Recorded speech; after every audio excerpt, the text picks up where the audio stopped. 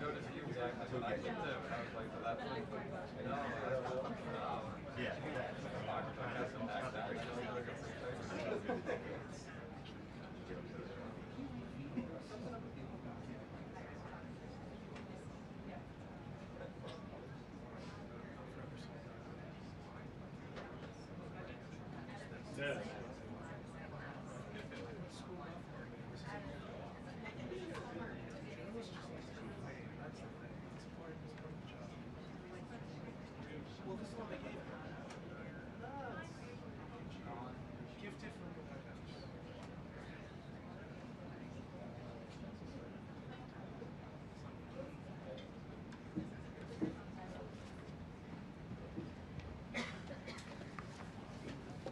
Good afternoon, everybody.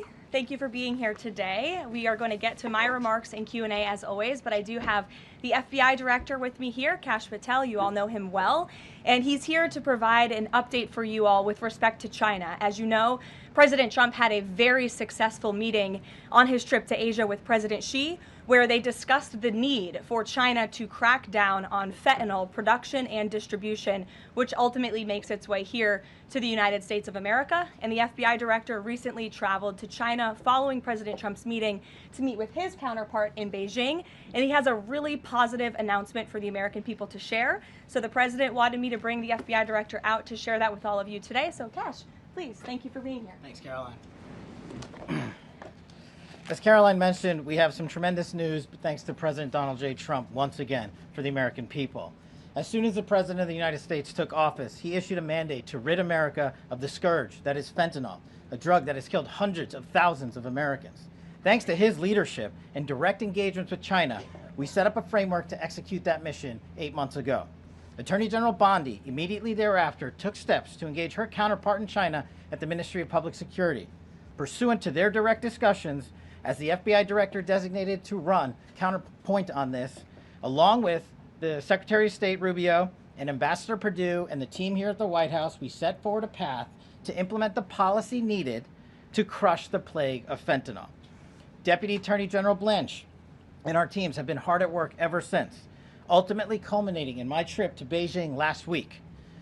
This was only possible due to President Trump's historic engagement with President Xi just a few short weeks ago that set the stage for today's announcement. At that meeting, the leaders reached an agreement. But just to put this in frame for the American people, a reminder here that nearly 100,000 people died of fentanyl overdoses just last year alone. Here, this year, under this president, the FBI has seized 1,900 kilograms of fentanyl so far. That is a 31% increase from the same time period last year. To put it in perspective, that's enough fentanyl to kill 127 million Americans. Fentanyl precursors are what makes up fentanyl. While we, the interagency, the Department of Justice, have been fighting hard to seize and stop drug traffickers, we must attack fentanyl precursors, the ingredients necessary to make this lethal drug. That was the sole purpose of my trip to China, to eliminate these precursors. And if successful, we would suffocate the drug trafficking organization's ability to manufacture fentanyl in places like Mexico. This was the first time an FBI director has been to China in over a decade and received the audience with his counterpart to address this matter directly. And again, thanks to President Trump's direct engagement with President Xi, the government of China committed fully to my engagement there on the ground in Beijing at a level never seen before. While at Ministry of Public Security headquarters, I met with my counterpart at MPS, where the Chinese government agreed on a plan to stop fentanyl precursors. What does that mean? The People's Republic of China has fully designated and listed all 13 precursors utilized to make fentanyl. Furthermore, they have agreed to control 7 chemical subsidiaries that are also utilized to produce this lethal drug. Effective immediately, essentially, President Trump has shut off the pipeline that creates fentanyl that kills tens of thousands of Americans. These substances are now banned, and they will no longer be utilized by the Mexican drug trafficking organizations or any other DTOs around the world to make this drug.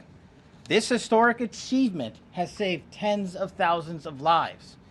This historic achievement would not have been possible without the tremendous team of President Trump, the Attorney General, the Department of Justice, the Federal Bureau of Investigation, and Ambassador Perdue in China, whose ground-level engagements were imperative to achieving this result. This is yet another example of how President Trump defends the American people, provides security for the American people, and puts the American people first. This is a historic first-in-its-kind achievement by any president to stop the scourge of fentanyl, and it should be championed by every single American. This achievement will save lives. We are thankful for President Trump's steadfast leadership, and this FBI will fearlessly follow in his footsteps to ensure that this mission of safeguarding the American public is achieved every single day. Thank you. Thanks, Caroline. Thank you so much. Appreciate it. Okay. Thank you again, Director Patel. Before we get going, I do have one quick scheduling announcement.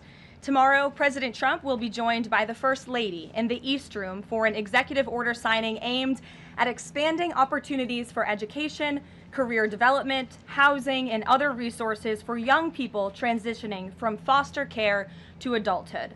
This is part of the First Lady's Fostering the Future efforts, which are a Be Best initiative. In other news, the Democrats dragged on the government shutdown for 43 days, the longest shutdown in U.S. history. But tonight, thanks to Republicans, the White House is very hopeful that this shutdown is going to come to an end. The damage caused by the Democrats with this reckless government shutdown cannot be forgotten. It is entirely the fault of the Democrat Party. Just look at the vote count.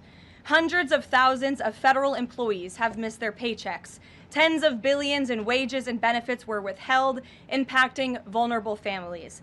Millions of low-income Americans missed their SNAP benefits. Nearly 20,000 flights at airports across the country were delayed due to staffing shortages, causing Americans to miss family events, vacations, and work obligations. According to Airlines for America, an estimated 5.2 million travelers have had their flights disrupted over the course of the Democrat shutdown. And our economy has lost billions and billions of dollars in economic activity over the course of this shutdown, hurting consumer sentiment and crushing the travel and hospitality industries. According to a CBO estimate, the Democrat shutdown could end up decreasing fourth quarter economic growth by 2 whole percentage points. The Democrat shutdown made it extraordinarily difficult for economists, investors, and policymakers at the Federal Reserve to receive critical government data. The Democrats may have permanently damaged the federal statistical system, with October CPI and jobs reports likely never being released. And all of that economic data released will be permanently impaired, leaving our policymakers at the Fed flying blind at a critical period. It's hard to recap all of this without asking a simple question: why? Why have the Democrats put the American people through this pain for 43 days in a row? And it feels like Groundhog Day being up here again talking about this Democrat shutdown. And the answer to that question is pure partisan politics. They started this shutdown with a ridiculous demand to force taxpayer-funded healthcare benefits to illegal aliens who broke into our country. Even after it was clear President Trump and Republicans would never force American taxpayers to pay for free health care for illegals. In fact, President Trump's One Big Beautiful Bill fixed that problem. The Democrats kept dragging this reckless government shutdown on for weeks longer to boost their turnout in an election, perhaps one may guess. That's because the Democrats are totally captured by their far left-wing base, who only care about attacking President Trump, even if it means hurting innocent Americans in our country. The Democrats' weakness and their unwillingness to buck the fringe members of their party dragged this harmful shutdown on for 7 weeks and inflicted massive pain onto the American public. But let's be clear, the clean CR being voted on today in the House of Representatives that will lead to the reopening of the federal government is what President Trump and Republicans have supported from day one. Our troops, air traffic controllers, and federal employees will be back to receiving their regular paychecks. Families in need will get back to receiving their food purchasing assistance, and the people's government will soon be back open for business. President Trump looks forward to finally ending this devastating Democrat shutdown with his signature, and we hope that signing will take place later tonight. On another matter, I want to address the affordability issue that's received a great deal of media attention this past week, which is ironic because it didn't receive that much attention when Joe Biden was here and inflation was at a record high 9%, the worst inflation crisis in modern American history. And President Trump won a landslide election in part to address the affordability issues created by Joe Biden and the Democrats. And that's exactly what President Trump has done since day one of his administration. Since the first day in office and every day since, the Trump administration has taken aggressive action to fix the Biden-created cost of living issues. The notion that the same Democrats who just shut down the federal government to sabotage our economy, rob people of their paychecks, and also helped Joe Biden ratchet up inflation to 9% are now suddenly affordability champions, that notion is completely absurd. And it's something only the liberal media would have the gall to push.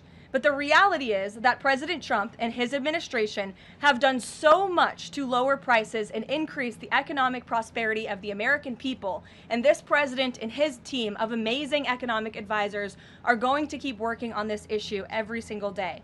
In less than 10 short months, President Trump signed the largest middle-class tax cuts in American history, including no tax on tips, overtime, and Social Security, which will guarantee that next year Americans are going to put more money back into their pockets. The president has completely unleashed American energy dominance to help bring gasoline prices to the lowest in 5 years, and we expect them to continue to decrease. And it has also lowered energy costs overall. There is more work to do, but again, the president's deregulatory and pro-American energy agenda is absolutely going to continue to drive down prices. This formula worked in the president's first term, and we expect that it's going to work again. And this is key because we know energy costs are the #1 driver of inflation. Again, just look at what Joe Biden did to our energy industry over the past 4 years of his administration, and look at what happened to inflation as a result. Everything became more expensive. To lower prescription drug prices and healthcare costs, the president has been working around the clock on this issue. He is obsessed with negotiating these good deals on behalf of the American people to bring down pharmaceutical costs and drug costs for Americans, and he has done so on a number of fronts. You have seen him discuss that in the Oval Office several times. To fuel small businesses, lower their costs, and incentivize hiring, the Trump administration has already cut 30 unnecessary regulations for every new one on the books, which we know will save employers and small businesses across the country thousands of dollars in regulatory burdens. All of these pro-Trump policies are working, and they will continue to work. Wages are rising at the fastest pace of the start of a presidential administration in 60 years. The cost of the typical new mortgage is down by nearly $3,000 per year. There's much work to do, and this administration will continue to do it. But President Trump has already made great progress in cleaning up the economic disaster that was created by Joe Biden. With that, I will take your questions today, and in our new media seat, we have Bev Turner, who works for a new outlet, a UK outlet, but based here in Washington, D.C., GB News. Bev, thank you for being here today. Why don't you kick us off? Thank you, Caroline. So the clock is ticking on the Friday deadline by which the BBC must retract and apologise for their malicious edit of the president in the documentary shown last year. The recently resigned Director General of the BBC yesterday described the organisation as the very best of society and blamed the enemies of the BBC for this outcome. Also yesterday, a senior government minister launched a fierce defence of the channel in the House of Commons, saying that the broadcaster remains a light on the hill for people all over the world. So, does the President feel that the network is taking the situation seriously? Does he believe that they've shown sufficient regret? Does this strain the relationship between the President and the Prime Minister? And given that the organisation is publicly funded, is the President prepared to bankrupt the BBC in his pursuit of truth and justice? Well, thank you, Bev. There's a lot of questions in one there. I will say I know the president has a very good relationship with Prime Minister Starmer. You have been there, you've seen them in their interactions, you've questioned both leaders in your time joining us when we've gone to the United Kingdom a few different times now. However, he has always been very frank when he disagrees with leaders, even whom he has a good relationship with. And the BBC, being a fair news organization, is definitely an outlet. I think these two leaders would disagree. The president has made it very clear that this is a leftist propaganda machine that is unfortunately subsidized by British taxpayers, and he thinks that's extremely unfortunate for the great people of the United Kingdom and Great Britain. And I think that the president was deeply concerned by the editing, the purposeful and dishonest editing of his speech that was so clearly fake news, and he rightfully dubbed that term many years ago, and this is a classic example of that. We see it in the United States all the time. We see it now in the United Kingdom. As you know, the president's external legal counsel has filed a lawsuit against the BBC.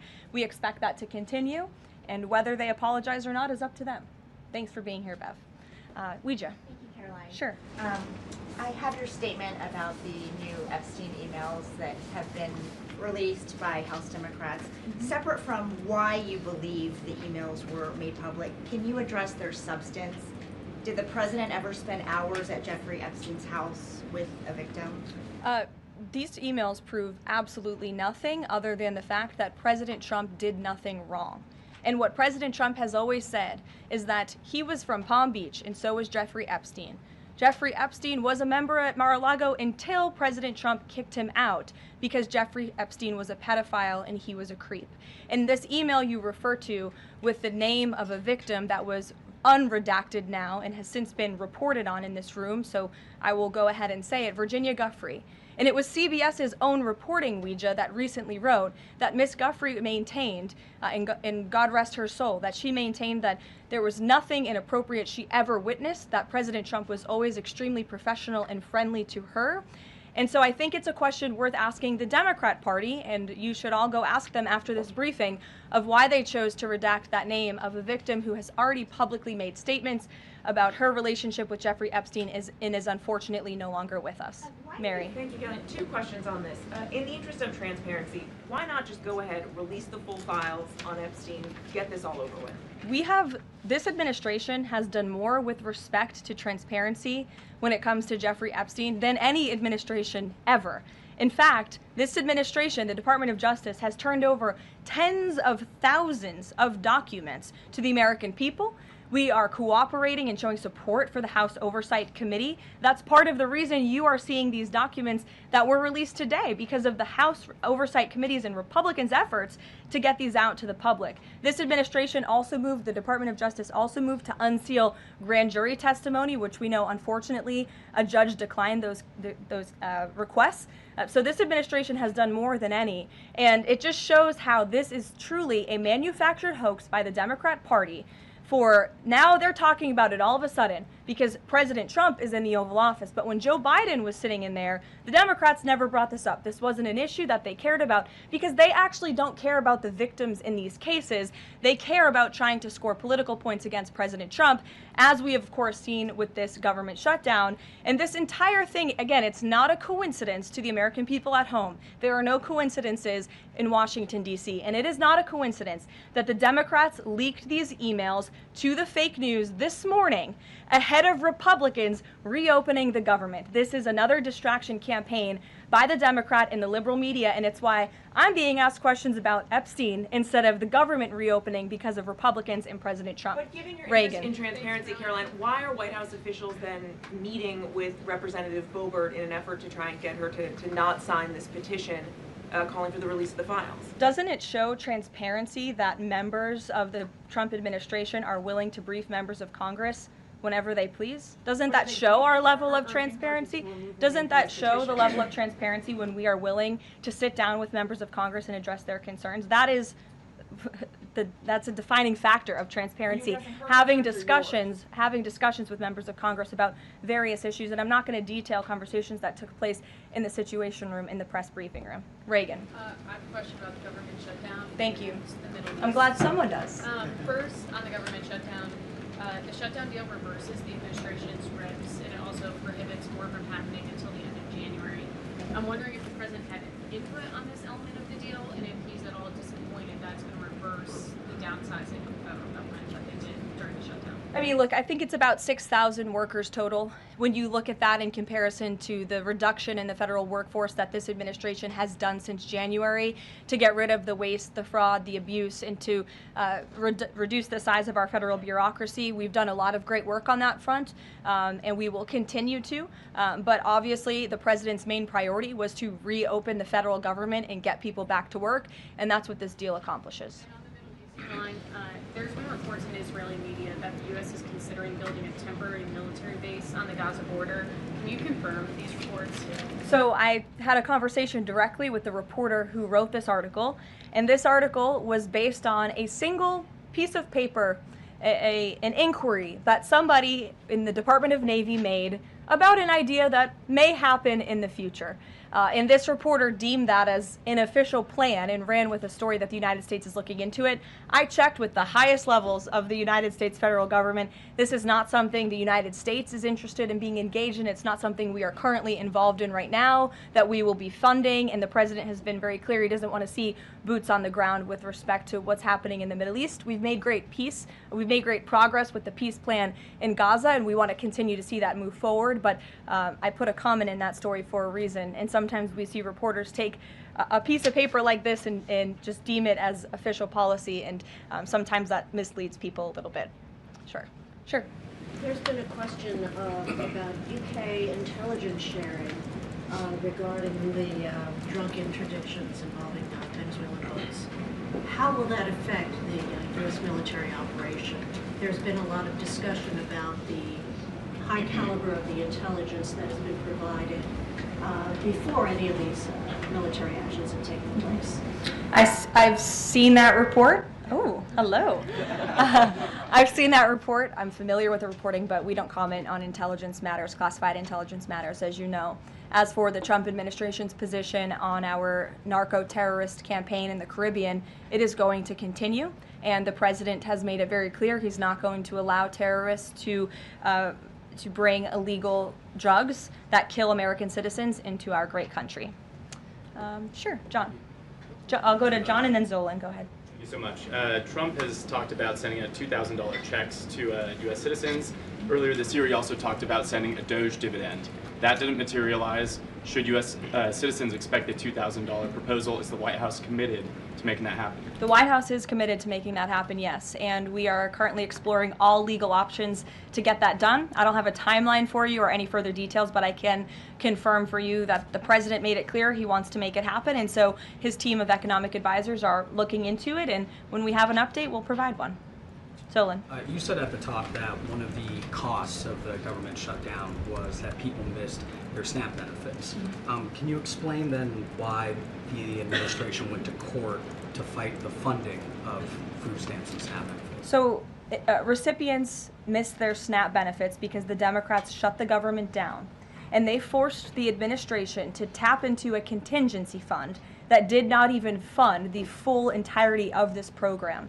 And so then you had an unhinged judge who was trying to dictate from the bench what the executive branch has to pay for and where that money has to come from. That is judicial overreach at its finest, and so that's why the administration pushed back on that. We can't have the judicial branch telling the executive branch that we need to rob the Children Nutrition Fund, which is what this judge was trying to do, to pay for SNAP benefits. That's completely inappropriate and it's unconstitutional, and we've been proven right with that legal argument. But now the good news is, again, thanks to Republicans and in several hours President Trump, the government is going to be reopened, and SNAP recipients are going to receive their full benefits, which is what President Trump has always wanted to do. Stephen. Why also did you need the judicial process for that? I mean, during this shutdown, didn't the administration have a responsibility to... Does the White House have a response to this planned outreach? It's the first time I'm hearing of it. I'll let the president respond himself to that comment by Mr. Mamdani. My second question, Jack Schlossberg, the grandson of President Kennedy, announced today that he's running for Congress. He in the recent past has referred to his uncle, the HHS secretary, as, quote, a rabid dog, and he has said that the Trump administration is, quote, the most corrupt in American history. Does the White House have a comment on this sort of comment from a rising star in the Democratic Party? I don't even think such ridiculous comments are worth responding to. Obviously, those things are not true, and Secretary Kennedy is doing a phenomenal job bringing transparency and the gold standard of science back to our healthcare system. Eamon. Thank you, Caroline. The president's hosting a number of Wall Street CEOs for dinner tonight here at the White House. Can you give us the names of the CEOs who are going to be here and give us a sense of what the president's message to Wall Street is going to be tonight? I don't have a full list for you in front of me, Eamon. I know you've reported on some names, and we've helped you navigate whether those names were truthful or false. But I know the president actually plans to bring some of you into the dinner tonight, so you'll see for yourself in several hours if that's okay with you. And there's been some reporting that the White House is frustrated with Bill Pulte and the rollout of this proposal for a 50-year mortgage. Can you tell us if the White House is frustrated with that rollout and if the White House still supports the idea of a 50-year mortgage for Americans? This is a proposal that the president himself has commented on. I would defer you to the president's statements, and it's something that the administration is discussing and seriously looking into. Sure. Danny, and then go ahead. Thank you. Some Democratic members of Congress have invited Britain's former Prince Andrew to testify on the Epstein scandal. I was just wondering if President Trump thinks that former Prince Andrew should indeed come and testify to Congress on that. I haven't spoken to him about that specific matter, but I can ask him and get back to you. On the government shutdown, the president and House Republicans have made clear they were not going to negotiate health care strategy while or policy while the government was shut down. Now, assuming that it reopens tonight, is the president intending to invite any Democrats over to have negotiations over these subsidies or any other plan to bring down the cost of health insurance? I will just add that, as you pointed out, the Democrats were holding our country hostage to try to negotiate on a healthcare system that they created. Obamacare, as it's famously called, is a system the Democrats created. It is a broken system. It has driven up healthcare costs dramatically in this country. And now they shut the government down to try to fix that system they broke. It doesn't make any sense to us, which is why the president said that's a completely untenable position. However, once the government reopens, the president, as he's always maintained, is absolutely open to having conversations about healthcare. And I think you'll see the president putting forth some really good policy proposals the Democrats should take very seriously to fix, again, the system that they broke. You can't trust the same people who broke the system to fix it, and so the American people will continue to hear from the president on this issue. Follow up on the question about the $2,000 payments off tariff revenue. The president had also talked about using tariffs to bring down the national debt. Would this be in lieu of that? Like this is now the new way to maybe to use that tariff revenue? No, the president put out a statement on this clarifying he wants to do both things with the tariff revenue that he's bringing into this country. Trillions of dollars are expected to continue to pour in, and it's part of the reason that the Supreme Court case is so vital for our country's future, to restore our manufacturing industry in this country, to protect our national security, to continue to allow the president to use tariffs as leverage to negotiate economic deals that, again, are good for our national security. And that revenue can then be used for various reasons, to pay down our debt and also perhaps to give these rebate checks back to Americans, which, again, the White House is exploring the legal options of how we can get that done. Catherine, go ahead. Caroline, Viktor Orban said this week that President Trump has promised Hungary some kind of financial shield. Do you have any details on how that will be structured or what that would look like? I don't, but I'm happy to check with the National Security Council and get back to you. One more. You recently said you'd check with President Trump about why he needs to get an MRI on his recent trip to Walter Reed. Do you have any more detail on that? I do, and I'm glad you asked. As stated in the memo provided on October 10th, President Trump received advanced imaging at Walter Reed Medical Center as part of his routine physical examination. The full results were reviewed by attending radiologists and consultants, and all agreed that President Trump remains in exceptional physical health, which I know all of you will see with your own eyes later this evening when he opens up his dinner to the press, and perhaps you will see him when he signs the bill to reopen the federal government. So stay tuned on plans for that. Thank you, everyone.